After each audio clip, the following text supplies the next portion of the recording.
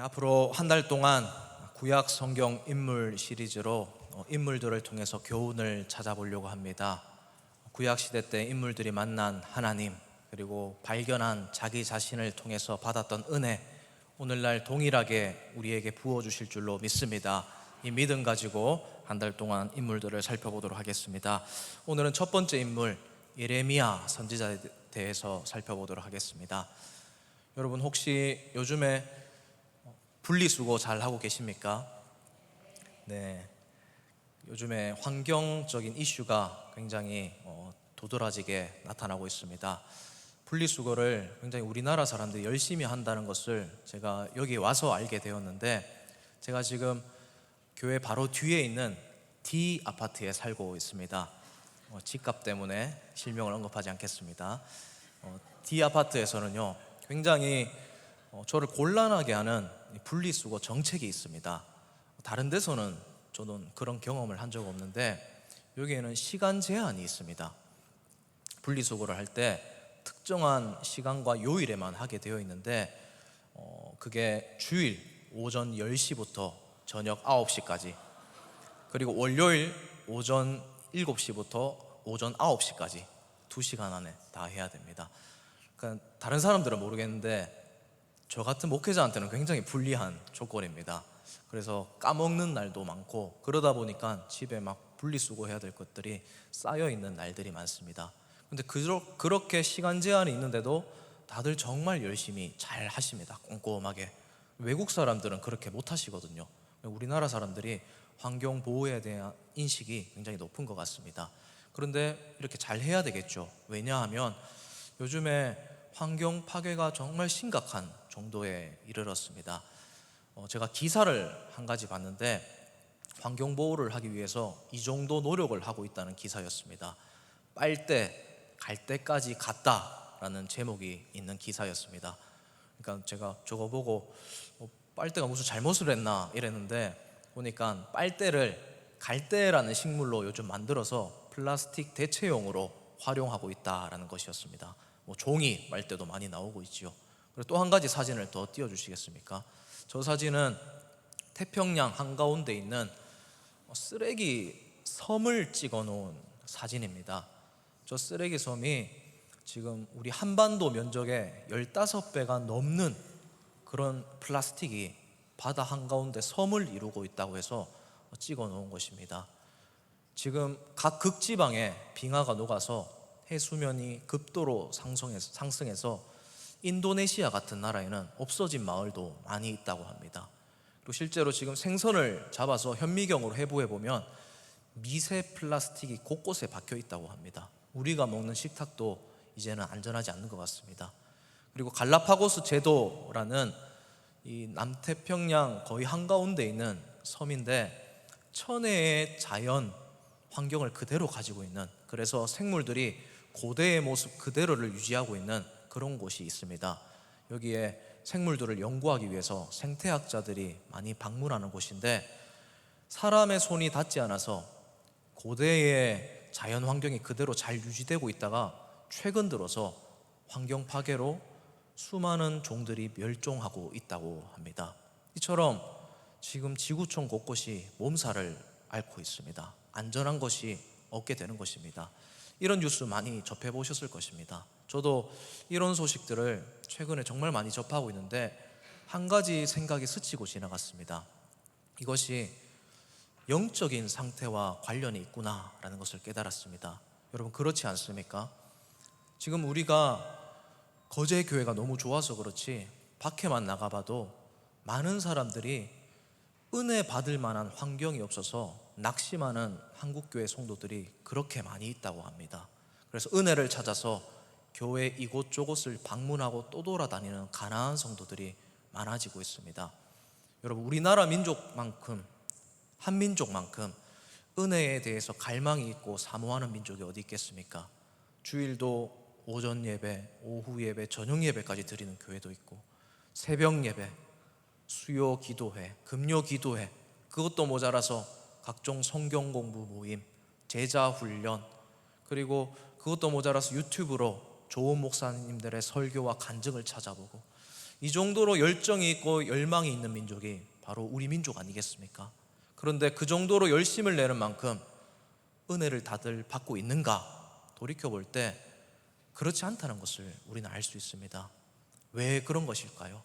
왜 은혜를 사모하는 만큼 우리가 은혜를 누리지 못하고 있는 것일까요? 그것은 은혜를 받는 우리의 마음밭이 많이 오염되었기 때문입니다.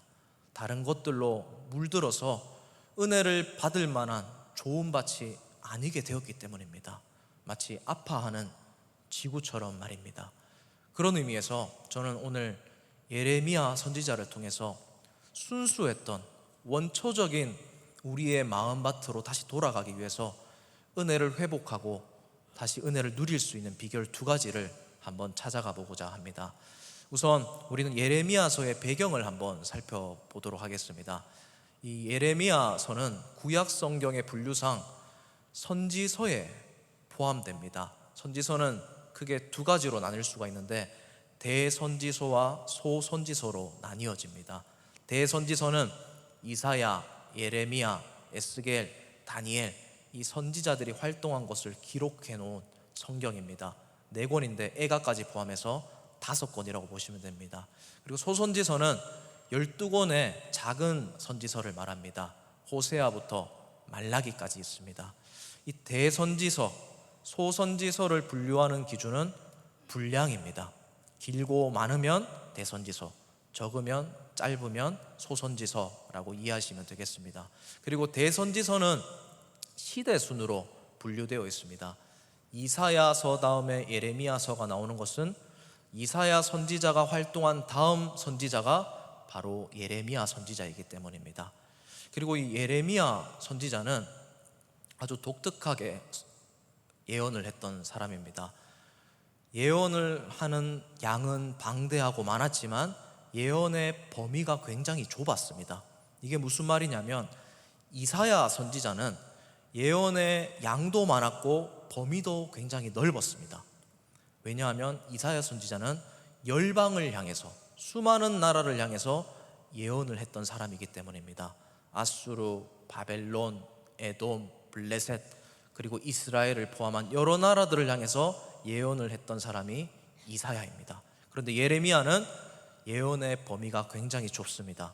거의 대부분의 예언을 이스라엘, 특별히 남유다 왕국을 향해서 예언을 했던 사람입니다.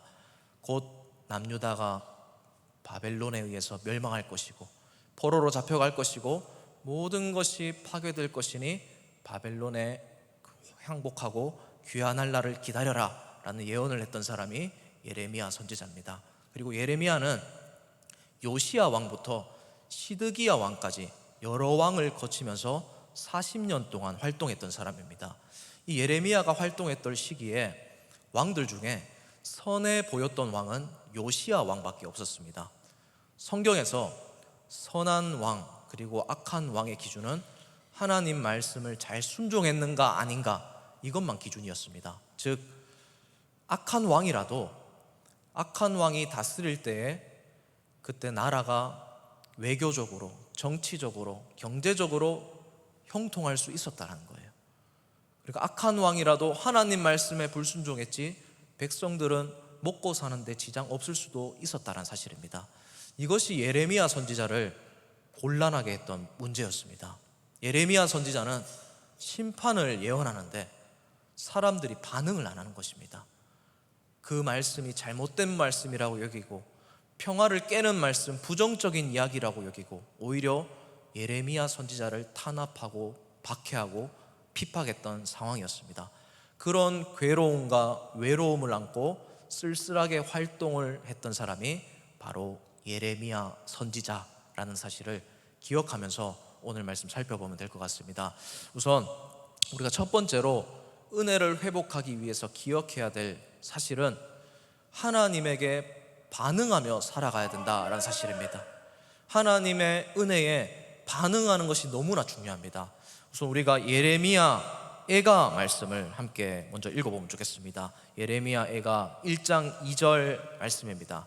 시작. 밤에는 슬피 우니 눈물이 뺨에 흐름이여 사랑하던 자들 중에 그에게 위로하는 자가 없고 친구들도 다 배반하여 원수들이 되었도다. 아멘. 지금 예레미야의 상황과 감정 상태를 그대로 보여주는 고백이 바로 예레미야 애가서입니다. 쓸쓸하고 고독하게 혼자 활동을 하고 있을 때 너무나 상황이 괴로워서, 시대가 너무 괴로워서 밤에 슬퍼하며 뺨에 눈물을 흘리면서 울고 있는 것입니다. 여러분 한번 상상해 보십시오. 집에 들어갔는데 아버님이 울고 있다, 남편이 울고 있다. 내 마음도 크게 동요되지 않겠습니까? 웬만해서는 안 우는 사람들이 바로 성인 남자들입니다. 성인 남자들이 울 때는 진짜 꼭 참다가 슬퍼서 우는 상황이라는 것입니다. 우리나라 말 중에 이런 말이 있습니다. 남자는 태어나서 3번만 운다. 태어날 때, 죽어갈 때, 부모님이 죽을 때, 뭐 이런 이야기인데 저는 이 말을 굉장히 싫어합니다. 진짜 눈물이 터져 나오고 울 때는 울 수 있는 용기가 필요합니다. 여러분 예레미야 선지자는요, 지금 시대를 바라보면서 하나님을 향해서 슬퍼하며 눈물을 흘리고 있습니다. 그런데 이 눈물은 하나님이 닦아주시는 눈물이라는 사실을 꼭 기억하시길 바랍니다. 시대를 바라보면서 하나님을 향해 반응하며 흘리는 눈물은 땅에 떨어져서 스며들어 없어지는 눈물이 아니라는 것입니다. 하늘로 증발해버리는 눈물이 아니라 그 눈물은 별이 되어서 하나님이 닦아주시는 눈물, 하나님이 귀하게 여기시는 눈물이라는 사실을 예레미야 선지자가 보여주고 있습니다. 예레미야 선지자는 이렇게 울면서 활동을 했던 사람이라는 사실을 우리는 기억해야 됩니다. 사랑하는 성도님 여러분, 그런 의미에서 우리도 이 시대를 바라보면서 슬퍼할 때는 슬퍼할 줄 알아야 됩니다. 예배 드릴 때 하나님께서 감동 주실 때 반응할 줄 알아야 됩니다. 여러분 구약 성경에 수많은 인물들이 그랬습니다. 눈물 흘렸던 수많은 선지자들이 있습니다. 특별히 느헤미야 1장 8절에 보면요, 8장 8절에 보면 느헤미야 선지자가 활동할 때 모습이 나옵니다. 느헤미야라는 사람이 포로에서 귀환해서 성벽을 다 재건해 놓고 민족들과 함께 그 팔레스타인 땅에 거하고 있는데 사람들의 마음이, 공허함이 사라지지 않는 겁니다. 성벽을 재건하면 은혜가 충만해야 되는데 아직 허전하고 뭔가 부족한 겁니다. 그때 나타난 사람이 에스라라는 학사였습니다. 에스라 학사가 나타나서 온 백성 앞에서 함께 율법을 낭독할 때 은혜가 임하는 장면이 느헤미야 8장 8절에서 9절 말씀에 기록되어 있는데 제가 한번 읽어드리도록 하겠습니다. 하나님의 율법책을 낭독하고 그 뜻을 해석하여 백성에게 그 낭독하는 것을 다 깨닫게 하니 백성이 율법의 말씀을 듣고 다 우니라. 사랑하는 성도님 여러분, 이때 흘리는 눈물 얼마나 귀한 눈물입니까? 말씀에 감동되어서 회개하면서 하나님의 마음이 깨달아지면서 나의 죄악이 깨달아지면서 하나님 앞에서 나의 초라한 모습이 깨달아지면서 이 시대가 안타까워지면서 하나님이 주신 상황에 반응하는 이 귀한 눈물, 오늘 저와 여러분에게 회복되기를 주님의 이름으로 진심으로 축복을 드립니다. 여러분 예수님께서도 그러셨습니다. 공간복음, 복음서를 보면요, 예수님의 제자들이 예수님을 따라다니면서 지켜보면서 예수님의 행적을 다 기록해놨습니다. 그래서 여러분 한번 복음서를 찾아보십시오. 예수님이 미소 지으셨다, 웃으셨다라는 말씀이 있습니까? 없습니다. 그런데 예수님이 우셨다는 말씀은 몇 군데나 있습니다. 예수님이 예루살렘을 바라보시면서 곧 멸망할 그 땅을 바라보시면서 슬퍼서 눈물 흘리셨던 적이 있습니다.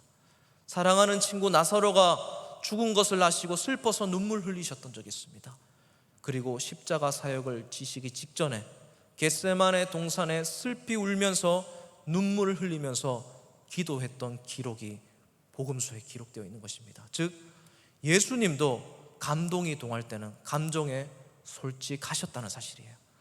울을 때는 우셨다는 사실입니다. 여러분 시편에도 기도에 대해서 가르치는 말씀 중에 부르짖다라는 말씀이 많이 나옵니다. 이 부르짖다는 말씀도 히브리어 원어로 카라라는 단어가 쓰였습니다. 이 카라라는 단어는 그냥 눈물 한 자국 흘리는 것이 아닙니다. 마음속에서 창자 깊은 곳에서부터 간절함이 흘러나와서 울부짖는 모습을 카라라는 단어로 묘사한 겁니다. 즉 기도할 때는 울부짖어야 된다는 거예요. 마음속에서 끌어나오는 진심과 열정을 하나님께 쏟아내야 된다는 사실입니다. 그런 의미에서 오늘날 한국교회의 은혜가 많이 옅어지고 희미해져 가는 이유가 이것이 아닐까 싶습니다. 사랑하는 성도님 여러분, 우리가 하나님께서 보여주시는 상황과 부어주시는 은혜에 반응할 필요가 있습니다. 우리는 점잖은 게 더 거룩하다고 생각하는 경향이 있습니다. 그러나 그렇지 않습니다. 찬양할 때는 두 손 높이 들고 아멘 외치며 몸을 흔들어가며 부어주시는 찬양의 은혜에 감동할 필요가 있습니다. 말씀을 들을 때 그 말씀이 믿어져서 아멘 큰 소리로 외치며 할렐루야 외치며 그 말씀을 들으면서 감정이 동해서 눈물을 진심으로 흘려낼 필요가 있습니다. 기도할 때 하나님께 부르짖을 필요가 있습니다. 내 마음 깊은 곳에서부터 이 시대를 탄식하면서 한숨 지으면서 하나님의 마음으로 이 시대를 향해 간절히 눈물을 흘리며 기도할 필요가 있는 것입니다. 그런 반응하는 소리가 되살아나는 우리 거제교회가 되기를 주님의 이름으로 진심으로 축복을 드립니다. 여러분, 그런 의미에서 온 세대 금요 기도회가 얼마나 귀한 반응의 자리인지 몰라요. 수많은 성도님들이 이미 은혜에 반응하고 있습니다. 그 반응하는 은혜에 동참하시는 우리 모두가 되기를 주님의 이름으로 축복을 드립니다. 두 번째로 우리가 기억해야 될 사실은 약해도 쓰임받을 수 있다는 사실을 꼭 기억해야 됩니다. 하나님은 약하고 부족한 사람을 있는 그대로 사용하시는 분이란 사실입니다. 우리 이 시간에 아까 읽었던 말씀인데 예레미야 1장 6절 말씀을 다 같이 한번 읽어주시길 바랍니다. 다 같이 읽겠습니다. 시작.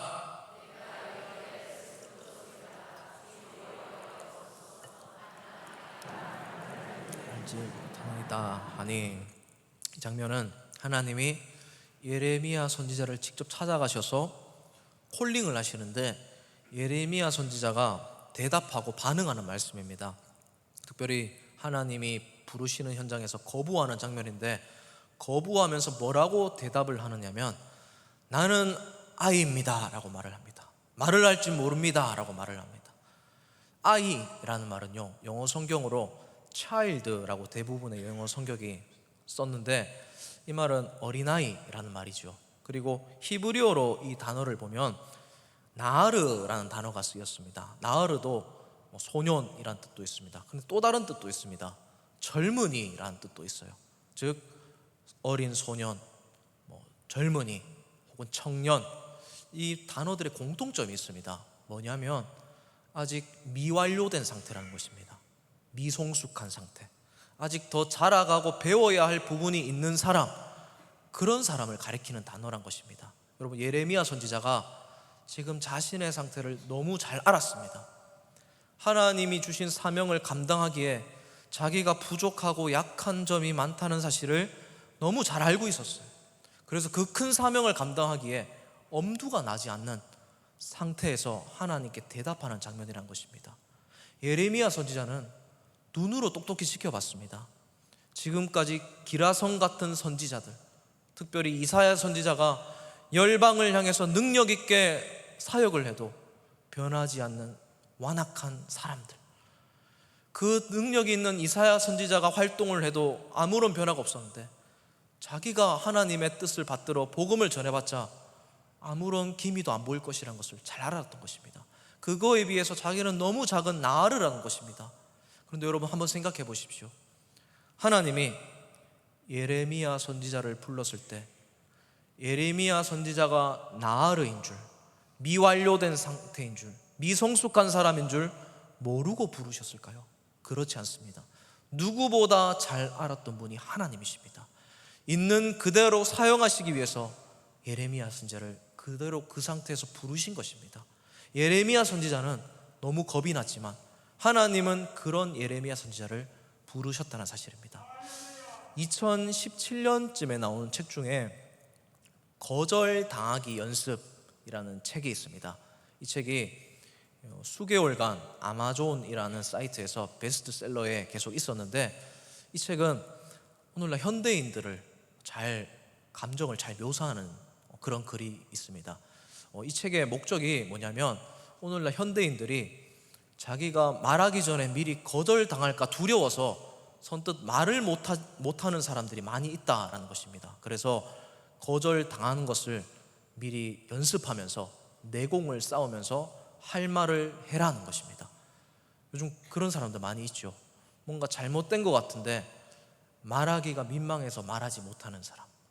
이게 노라고 말하면 굉장히 분위기가 쌓여질 것 같아서 선뜻 말하지 못하는 상태인 분들. 그리고 밥 먹고 있는데 반찬이 모자란데 반찬 더 달라고 하기 민망해져서 말하지 못하는 사람들. 뭔가 가격 흥정을 해야 되는데 깎아달라고 하기 뭔가 민망해서 거절당할까봐 그런 말조차 못하는 분들 있지 않습니까? 그런 분들이 읽으면 딱 좋은 책입니다. 저도 사역할 때 참 많은 부분이 도움이 되었습니다. 왜냐하면 사역을 하는 사역의 대부분이 거절당하는 거 연습하는 거였거든요. 대학부 아이들이랑 하는 사역이 대부분이 그렇습니다. 정말 많은 거절을 당합니다. 교회 일 할 때도 그렇고, 특별히 신방할 때도 제가 부탁을 해야지 겨우 먹어주는 세대가 요즘 세대입니다. 너무 바쁘거든요, 요즘 친구들이. 그래서 밥 먹자고 하면 이런 스케줄이 있어서 이번에는 안 될 것 같아요, 이런 거절을 많이 하는데, 그런 것들에게서 극복하게 해줬던 책이 바로 이런 책이었습니다. 여러분, 거절당하게 되면 상처받을 수가 있습니다. 그리고 마음에 낙심되기가 쉽습니다. 예레미야 선지자가 활동했을 때 어려웠던 부분이 바로 이 부분이었습니다. 하나님의 말씀을 있는 그대로 전해도 거절만 당했습니다. 늘 했던 말이 부메랑이 되어서 상처로 돌아왔습니다. 핍박과 환난으로 다가왔습니다. 그래서 늘 외로웠어요. 그리고 그것을 미리 알았습니다. 다른 선지자들도 하지 못했던 일을 자기가 하지 못할 것을 알았습니다. 그런데 하나님은 이런 예레미야를 부르셔서 사용하셔서 큰 역사를 이루어 가셨다는 사실을 우리는 기억해야 됩니다. 하나님은 예레미야 선지자의 말을 하나도 빠짐없이 예레미야 선지서에 다 기록해 놓았던 겁니다.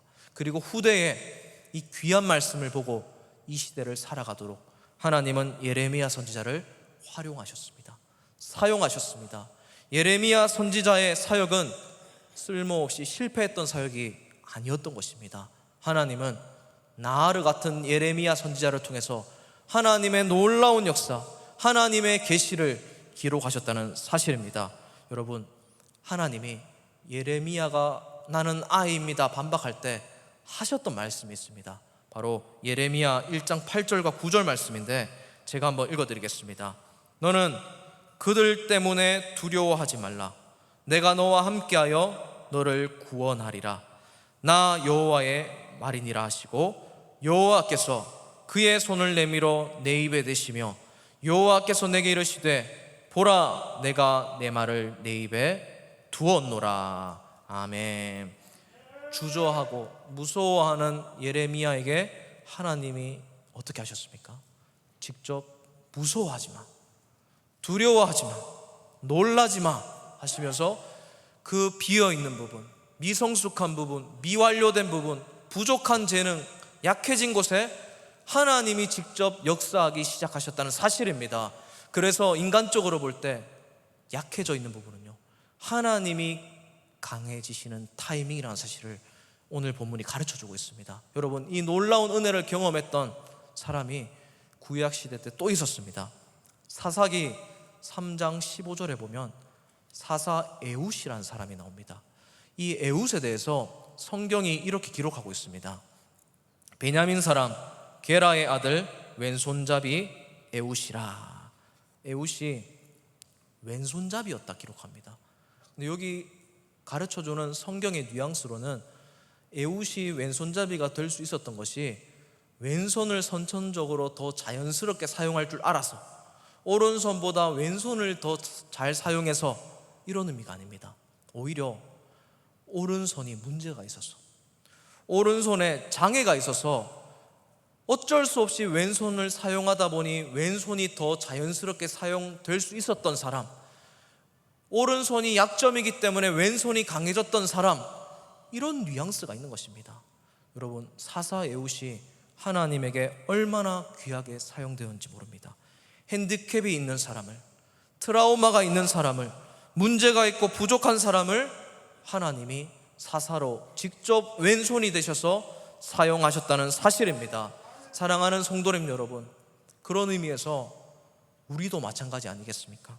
하나님은 우리가 하나님의 자녀가 되고 하나님의 사랑을 받는 이유를 우리에게 있다고 이유를 말씀하시지 않습니다.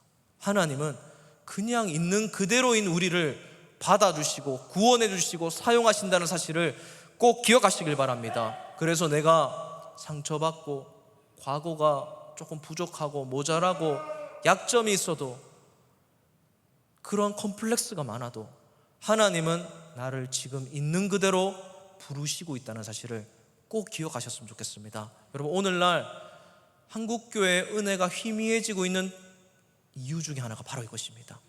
과거 우리 믿음의 선배들, 여기 계신 우리 권사님, 집사님 세대들은요, 하나님이 부르실 때 정말 시간도 물질도 아껴가지 않으며 헌신하셨습니다. 부족하고 약해도 하나님이 쓰시니까, 하나님이 채워주시니까 받아들이고 헌신했습니다. 그런데 지금 세대는 다릅니다.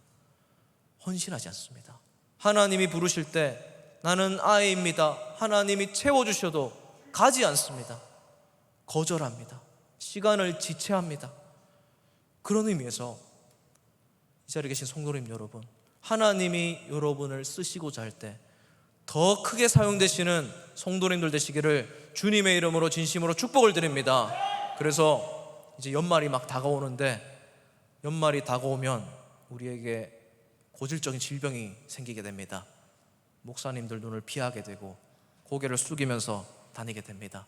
뭔가 부르실까봐, 어디에 콜링하실까봐. 그러는데 오히려 반대가 되시길 바랍니다. 더 목사님들 보시면서 나를 목자로 뽑아주십시오, 나를 지회장으로 뽑아주십시오, 나를 또 교사로 뽑아주십시오. 그렇게 더 헌신된 자리로 나아가기 위해서 하나님이 부르시는 자리에 함께 동참하는 우리 성도님들 되시기를 주님의 이름으로 진심으로 축복을 드립니다. 그래서 하나님이 일하시는 자리에 함께 동참함으로써 하나님의 은혜와 하나님의 영광을 직접 두 눈으로 체험하고 살아가는 우리가 되기를 간절히 바랍니다. 말씀을 맺겠습니다. 오늘 우리는 이제 예레미야 선지자를 통해서 은혜를 회복하고 다시 경험하기 위한 아주 기초적인 방법들을 살펴봤습니다. 하나님이 은혜 주실 때, 보여주실 때 반응할 줄 알아야 됩니다. 솔직해질 줄 알아야 됩니다. 두 번째로, 하나님은 약하고 부족한 사람 있는 그대로 사용하신다는 사실을 깨닫고 하나님이 부르실 때 사용될 줄 알아야 됩니다.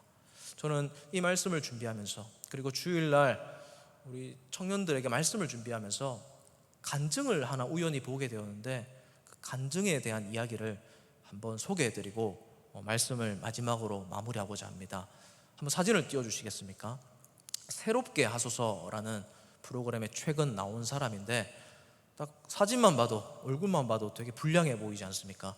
얼굴에 문신도 새기고, 그리고 저기 목에 있는 스티커는 문신을 가려 놓은 겁니다. 저 목에는 사탄을 상징하는 문양이 새겨져 있어서 저 프로그램에서 가려 놓은 것입니다.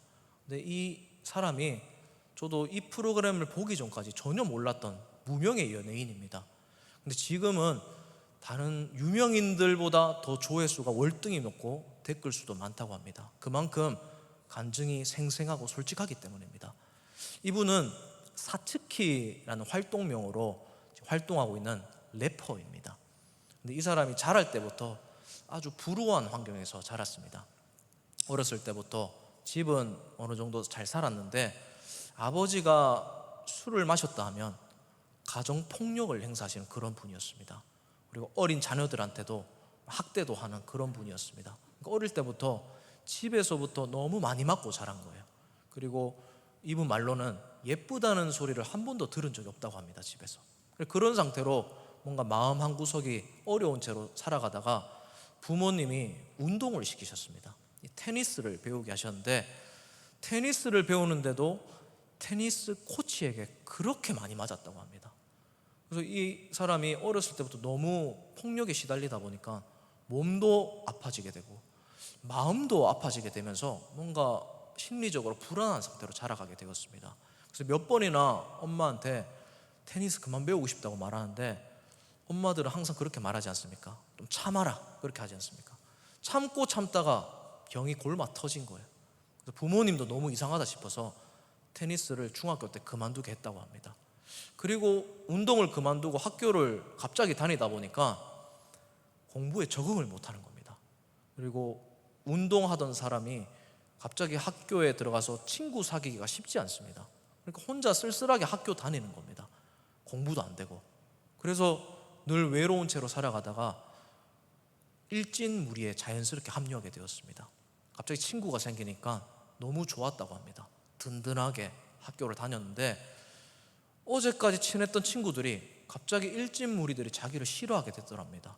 그 이유는 뭔지 모르지만 아마 여학생들 사이에서 약간 이간질이 있었던 것 같습니다. 제가 네가 좋아하는 그 남자 더 좋아해 이런 식으로 이간질을 시켰던 것 같아요. 그래서 갑자기 옥상으로 불려가게 되면서 친구들한테 폭력을 당했다고 합니다. 학폭을 당하다가 너무 많이 맞아서 이게 크게 학교 안에서 사건이 되면서 전학을 가야 하는 형편에 있었다고 합니다. 그래서 전학을 갔는데 학폭을 당했다는 과거를 전학 간 학교 선생님이 공개해버려가지고 거기서도 또 혼자서 학교를 다녔다고 해요. 그렇게 늘 학창 시절을 외롭게 보내다가 우연히 TV 프로그램에서 그 오디션 프로그램이 있었는데 고등래퍼라는 프로그램에 출연하게 되고 그리고 쇼미더머니에 나가게 되면서 유명세를 탔다고 합니다. 그리고 연예계에 발을 들여놓게 되는데 마음에 울분이 가득 차 있다 보니까 랩을 그렇게 잘했다고 해요. 아무튼 그 힙합계에 있는 사람들과 연을 쌓다 보니까 그쪽의 사람들이 마약을 그렇게 많이 한다고 합니다. 현재 한국에서.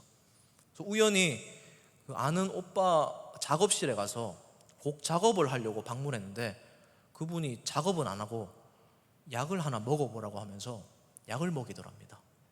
그래서 별것 아닌 줄 알고 먹었다가 그때부터 펜타닐이라는 마약에 중독되어서 마약 중독된 채 몇 년을 살았다고 합니다. 그 펜타닐의 무서운 점이 지금 미국 필라델피아에도 문제가 되고 있는데 먹고 나면 잠시 기분이 좋다가 시간이 지나면 몸 안에서 근육에서 혈관에서 벌레가 기어다니는 것처럼 꿈틀꿈틀 된다고 합니다. 그래서 그게 너무 고통스러워서 좋아서 마약을 하는 게 아니라 고통을 잊어버리기 위해서 다시 펜타닐을 해야 하는 그런 무서운 약. 그래서 잘못 섭취하면 작은 극소량으로도 죽을 수 있는 치사율이 굉장히 높은 독극성이 있는 마약을 중독된 것입니다.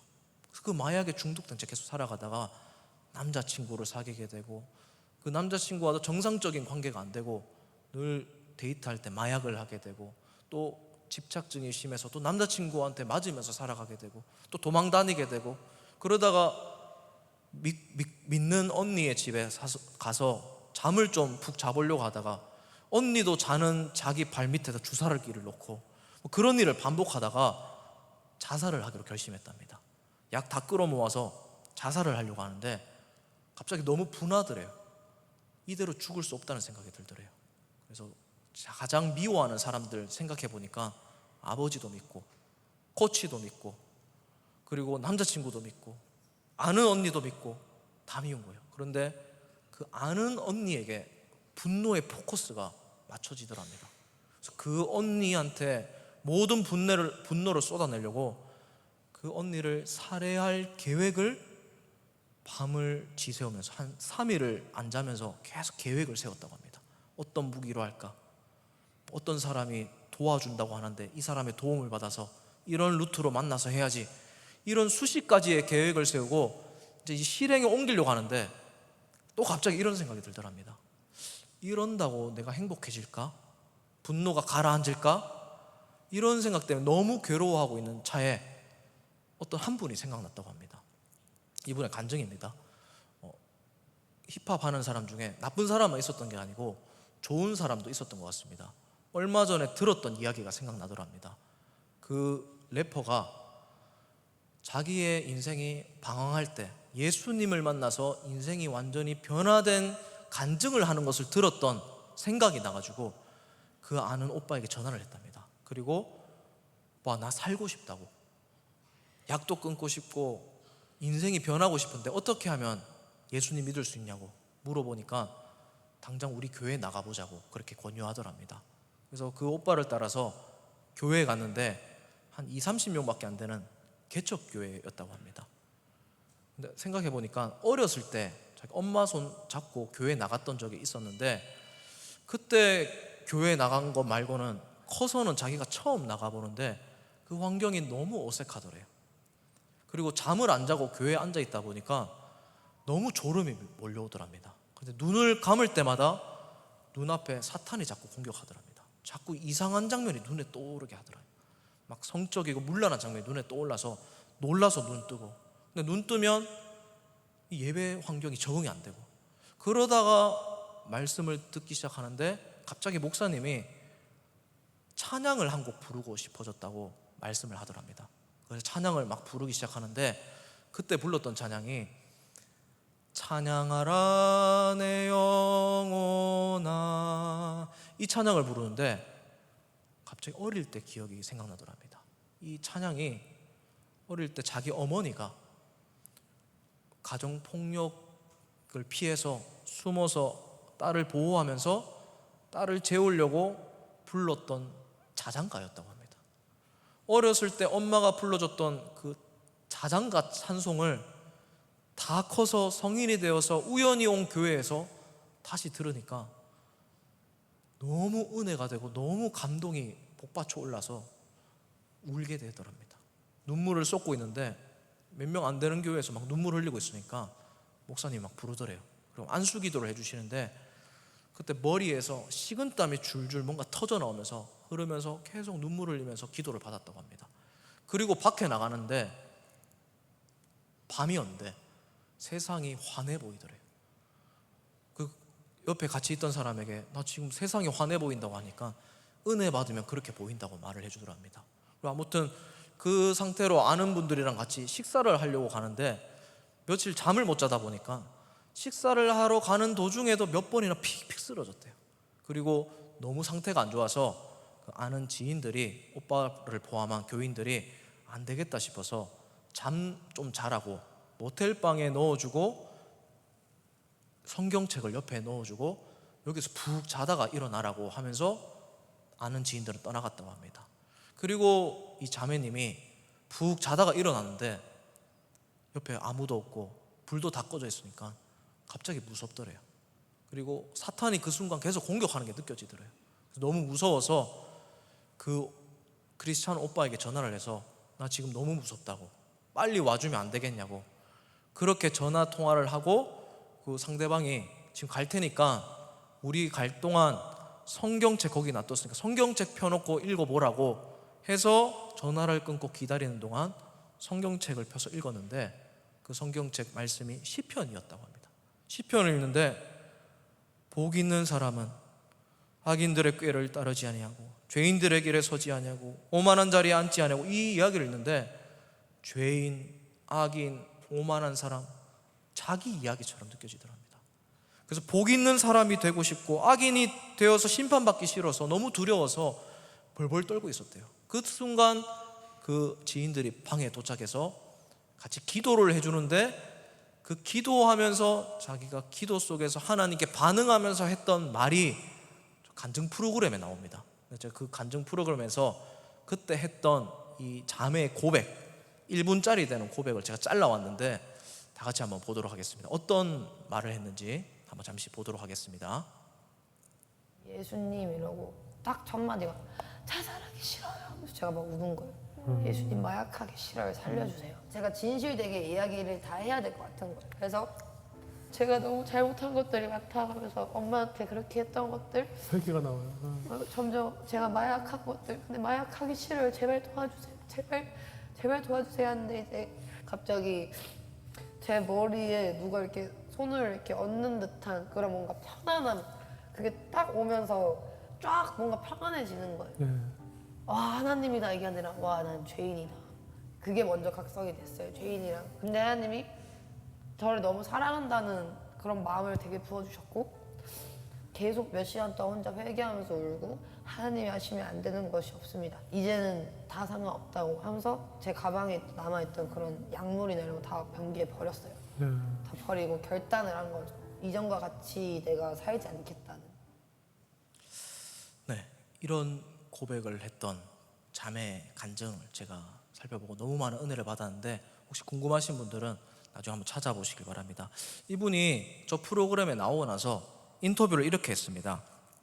참 이 죄 많은 자 하나님이 은혜 주셔서 주님의 영광이 드러날 수 있는 통로로 쓰임받게 되어서 영광이었습니다.